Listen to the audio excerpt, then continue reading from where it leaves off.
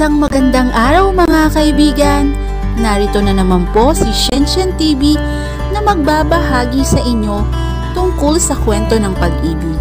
Pero kung bago ka pa lamang sa aking YouTube channel, paki-like lang po ng ating video, paki-click na rin ang subscribe button at ganon din ang bell icon para lagi kayong updated sa mga paparating ko pang mga uploads. Huling kabanata. Sir Drake, hindi pa ba kayo uuwi? Tanong ni Digna sa kanya. Sige, mauna na kayo. Tatapusin ko na to mga papeles para yung mga files na kailangan natin bukas ay maasikaso ko na. Nako ha, sobrang sipag na yan.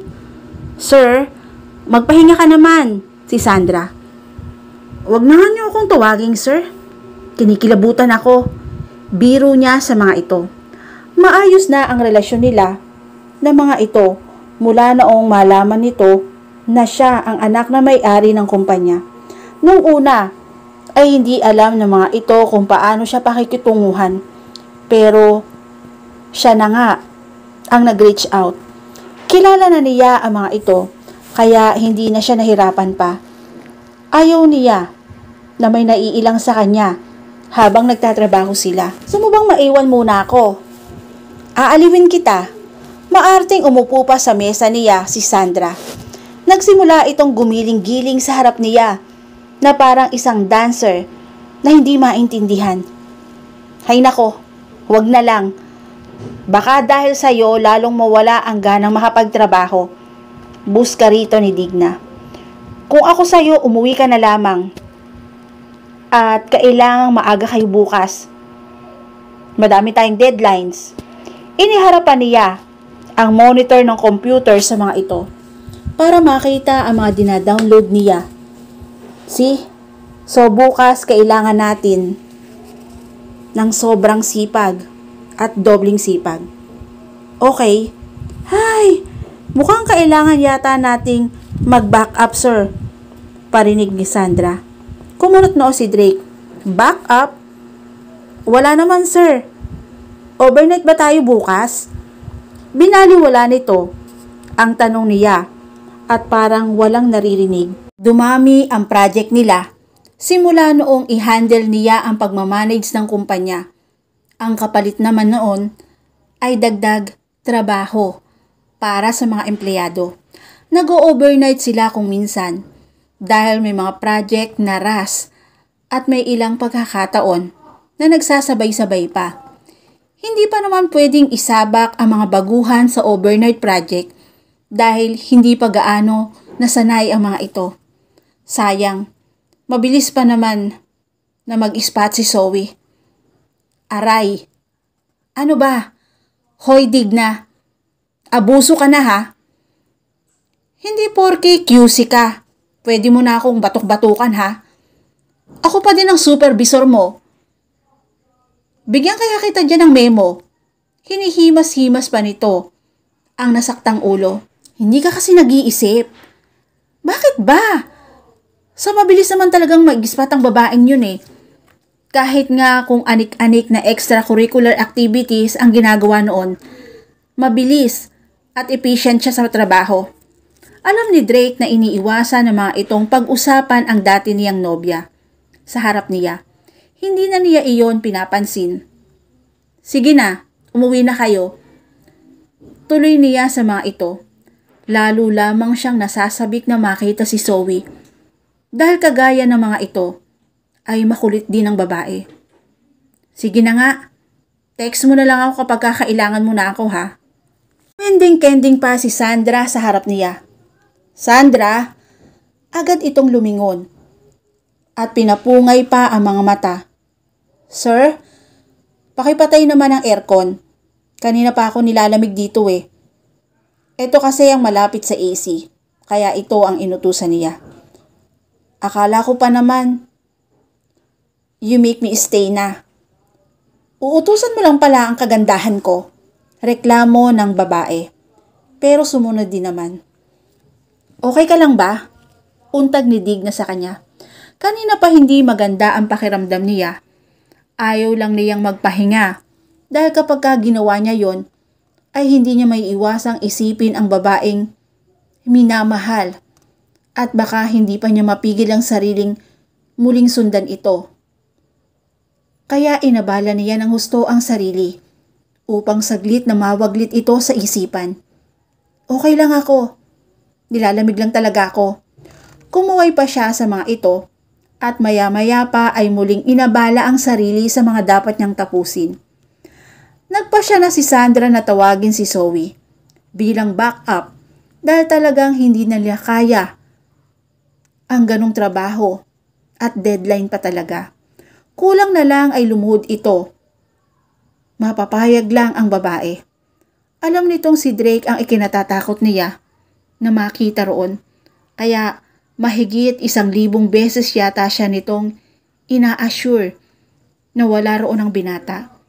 Bago siya napapayag, well, aside from the fact na pinagbantaan siya nito, nakakalbuhin lahat ng buhok niya sa katawan. Nag-inat muna si Zoe bago tumayo para kunin ang matrix nila. Napatitig siya sa cubicle ni Drake. Nai-imagine niyang naroon ang binata at nakangiti sa kanya. Kaya naman parang natitigilan siya. Ay nako. Bilisan na nga natin at nang makauwi na, bagsak na ang ilan sa makasama niya. Ilan na lamang silang gising at abalang-abala sa ginagawa. Somehow, she missed this environment. Ang humarap sa computer maghapon, ang radiation ng computer, at ang nakabibinging katahimikan. Namimiss mo na, no? Tudyo sa kanya ni Digna nang mapansin ang ginagawa niya. Ha? Kunwari ka pa. Huwag ka nang tumanggi sa akin. Kaibigan mo ko kaya alam ko. Kahit hindi ka magsalita. Namimiss mo na siya, no? Tinanggal nito ang headset at humarap sa kanya. Ikaw lang naman ang papahirap sa sitwasyon ninyong dalawa eh. Mahal mo ba siya? Nanatili lang siyang nakatitig sa kaibigan. Alam niyang kahit hindi siya magsalita, ay alam nito ang sagot sa sariling tanong. Sabunutan kaya kita dyan kung ako lang ang may boyfriend na kasing gwapo at kasing bait ni Drake? Ewan ko lang kung single pa din ang status ko ngayon. Malamang married na ako with a couple of kid na. Hirit nito. Zoe Sig, hindi ko kasi alam ang dapat kong gawin. I feel like I don't deserve his love anymore dahil sa lahat na nangyari sa akin. Sa aming dalawa, alam nito kung ano ang tinutukoy niya dahil wala naman siyang inililihim sa kaibigan. Hindi issue dito ang mga nakaraan ninyong dalawa. Isa lang naman ang dapat ninyong sagutin para hindi na ninyo pahirapan pa ang sarili ninyo. Sandali itong huminto. Mahal nyo ang isa't isa. Kaya walang dahilan para pigilan nyo ang nararamdaman nyo. Wala naman kayong nasasagasa ang ibang tao, hindi ba? Tumango lamang siya. Lalo tuloy niyang nami-miss ang binata. Pero bago mo puntahan ang boyfriend mo, pwede bang magtrabaho ka na? At madami-dami pa tayong tatapusin. Napangiting nito. Opo. Niyakap muna niya ang kaibigan bago muling bumalik sa pagtatrabaho na may bigla siyang maalala. Diggs, okay lang ba siya ngayon? Kumusta na siya? Ngayon lang siya nagkaroon ng lakas ng loob para itanong yon sa kaibigan. Okay naman siya. Pinapatay niya lang ang sarili niya sa katatrabaho. Kaswal na sagot ng babae. Ano? Kulang na lang yata. Pati sakit ng mga mata niya ay lumuwa dahil sa sinabi nito. Ayan kasi, hindi agad magtanong. Mula noong mag-resign ka, dumoble pa ang sipag ng taong yon. Siya ang naunang pumapasok at laging huling umuuwi. Ang balita ko pa kapag ka Saturday at Sunday, pumapasok din yon. Nagpapakamatay ba siya? Di makapaniwalang aniya. Bakit kaya hindi mo itanong sa sarili mo? Malamang gusto pa niyang mabuhay. At sa palagay ko, wala talaga siyang dahilan para kumbinsihin siyang mag-back up ng mga spotter ng mga ito ng araw na yon. Wala raw si Drake sa opisina. Sigurado, dahil tumawag umano ang lalaki at sinabing a-attend ng seminar. Paano mo naman nasabi? Kasi kahapon ko pa napapansin na parang hindi maganda ang pakiramdam niya. Malamang bumibigay ng immune system noon. Sa dami ba naman ang ginagawa? Alam mo naman ang lalaki, hindi ba? Hindi yan magsasabi na may sakit sila. Hanggat kaya pa nila. Nagpauso lang yon ng dahilan para hindi mabuko at mapagalitan. Madalas kasi namin siyang sinasabihan na magpahinga naman. Pero ano? Binabaliwala naman yon. Porke malakas daw ang katawan niya at hindi raw siya sakitin. Bumadha sa mukha niya ang pag-aalala. Parang gusto na niyang umalis sa lugar na yon at puntahan si Drake at makita ng harapan ang kalagayan nito. Kaya nga kailangan mong matapos agad dyan. At nang mapuntahan mo siya. Oo nga naman, Zoe. Singit ni Sandra. Mukhang kanina pa ito nakikinig sa pinag-uusapan nila ni Digna. Na naka-headset ito. Kakaiba talagang opisina nila. Kahit mukhang abala ang mga tao roon, alam ng mga ito ang lahat ng chismis na nangyayari sa paligid. Hindi ka din naman chismosa, no? Buska ni Digna rito. Minsan lang nagkaroon ng lab team sa opisinang ito, kaya might as well.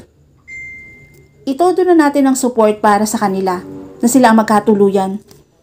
Salamat, Sandra, sabi ni Zoe.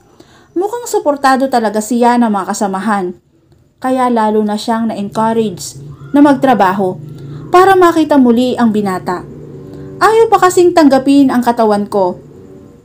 Kahapon ko pa inaalok eh. Himutok ni Sandra muli. Haler, ano naman ang mapapala niya sa katawan mo? Pangiinis ni Digna. Madami. Palibhasa kasi wala kang dibdib. Abat, may dibdib ako, no? Okay, tama na. Tama na nga yung chismisan. Let's get back to work.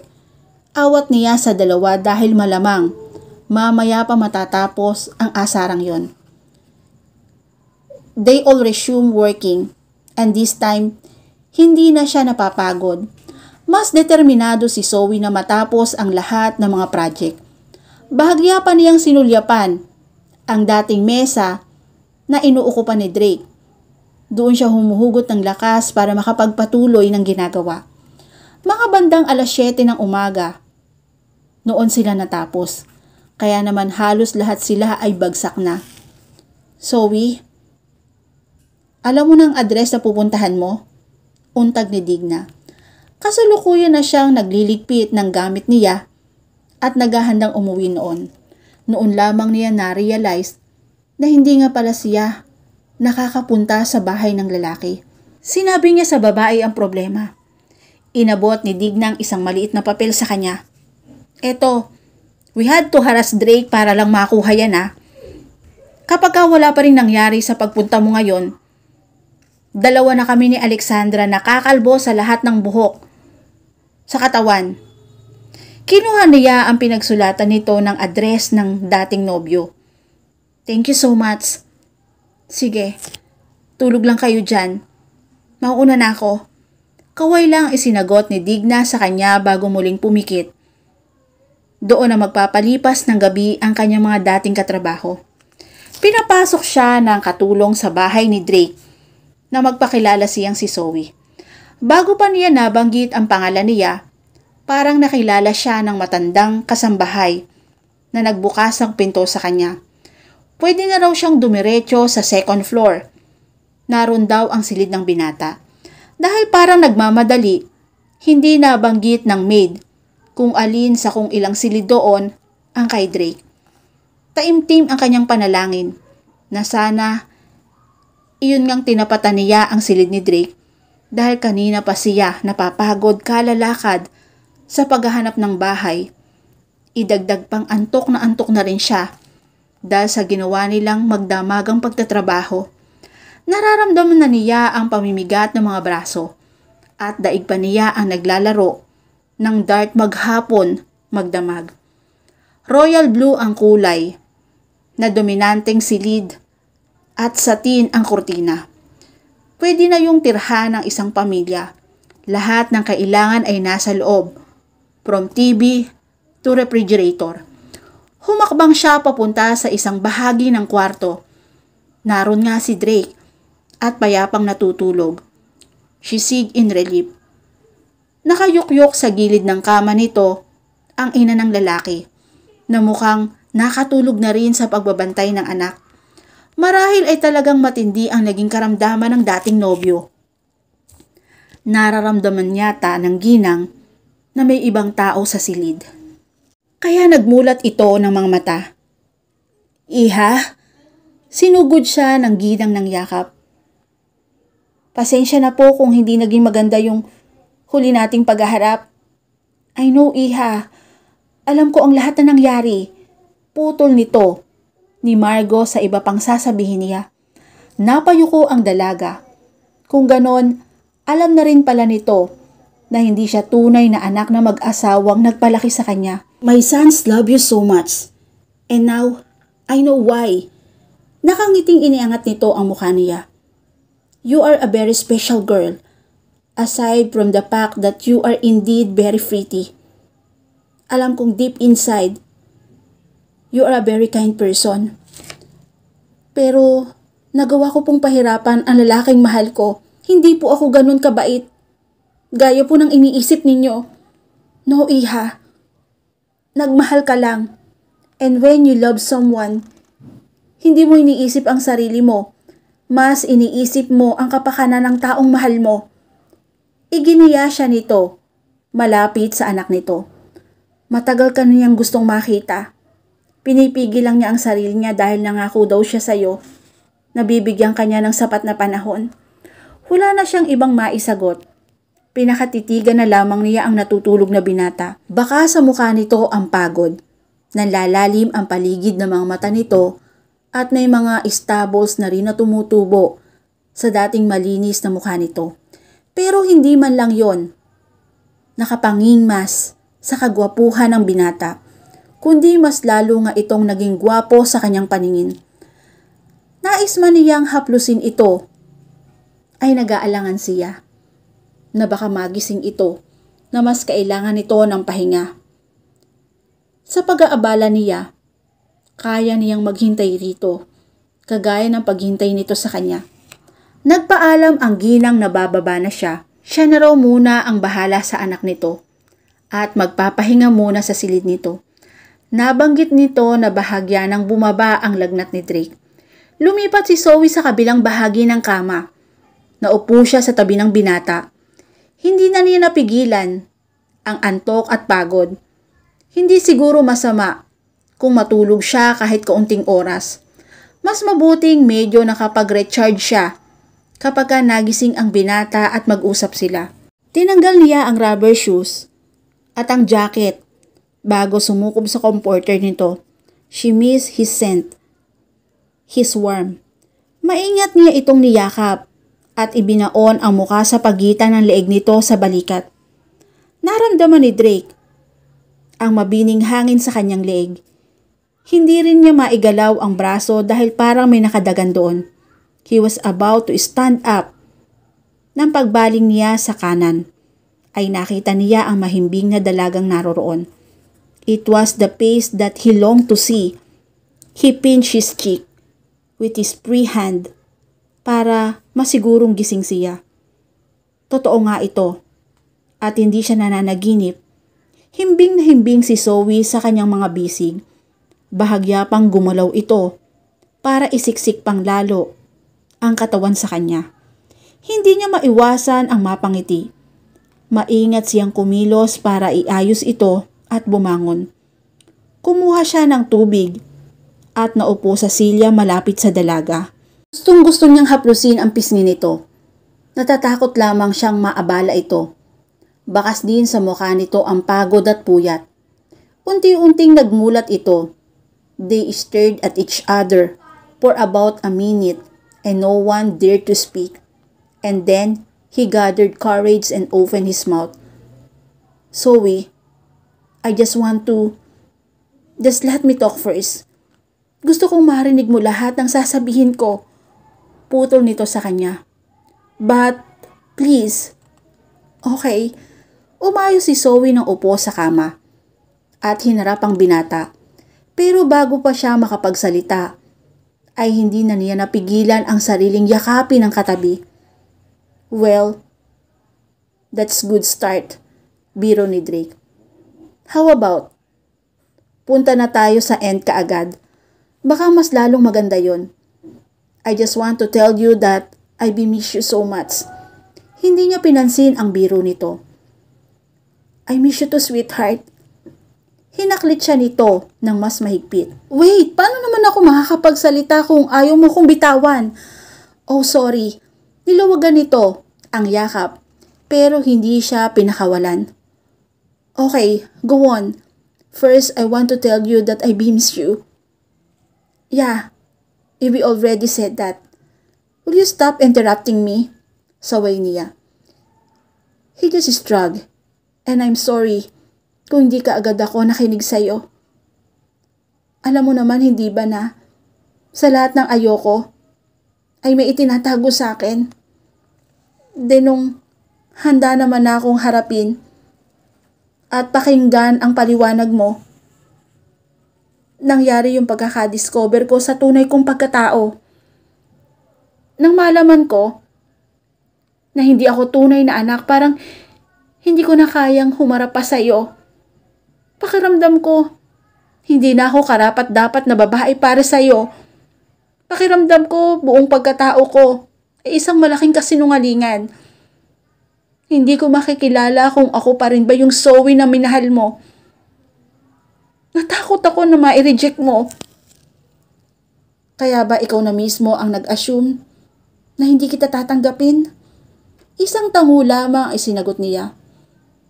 Naprostrate naman ito at inihilamos nito ang mga palad sa gwapong muka. My God, Zoe! You should know me better than that. Hindi ako mapanghusga na tao dahil lamang sa ganon. Sa ganong dahilan, lalo na sa'yo. Hindi ako ganon kababaw. Sorry, natakot lang akong masaktan. Pero hindi ko naman alam na nasasaktan din kita sa ginagawa ko. I'm sorry. Sinserong hingi niya ng tawad. Yakap lang ang itinugon niya sa kanya ng binata. Alam niyang pagkatapos ng araw na yon, they will start a new chapter in their lives. Aba, Mister, sa haba naman ng sinabi ko, yan lang isasagot mo. Hindi ba unfair naman yata? Biro niya. Matapos ang ilang minutong tahimik lang silang nagyakapan. What do you want me to say? Alam niyang inaasar lang siya ni Drake. How about you start by saying how much you love me? Gaya niya sa tono nito. That's a good start. Pero pakis muna. Iniharang niya ang kamay niya sa labi nitong nakaumang na. Magtatapat ka ba o hindi? I love you. Parang natunaw ang puso niya nang marinig iyon. Titig na titig ito sa kanya na tila ba kapag kumurap ito ay mawawala siya sa paningin nito. Since the first time I saw you sa elevator, hindi na kita makalimutan. Akala ko kapag nasanay ako sa presence mo, I will get over the feeling. Kaya nga nagpanggap akong isang simpleng empleyado sa sarili kong kumpanya.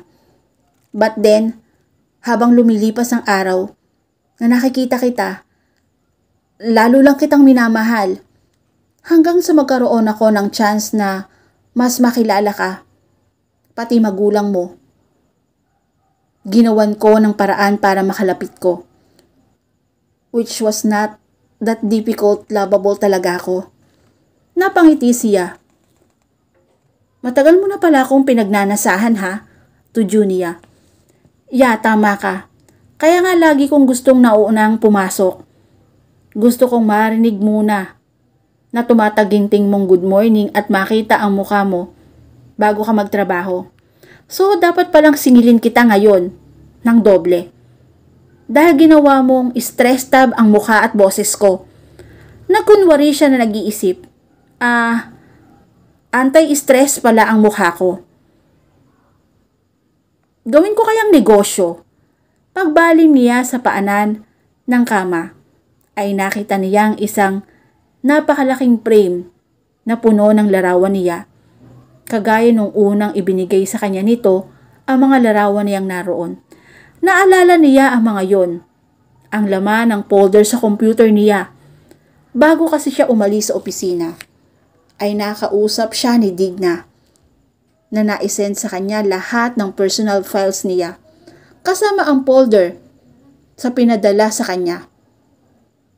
Ikaw ang gumagalaw ng PC ko noon?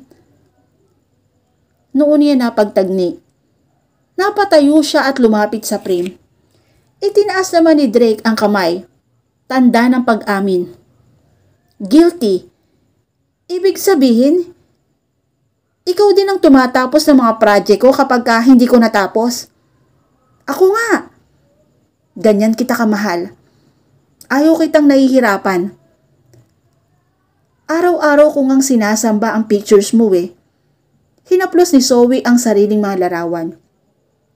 Maayos at artistic na nakadikit ang mga yon. Halos umabot yata ng 4 feet ang taas ng frame dahil sa mahigit 100 photos niya ang mga naroroon.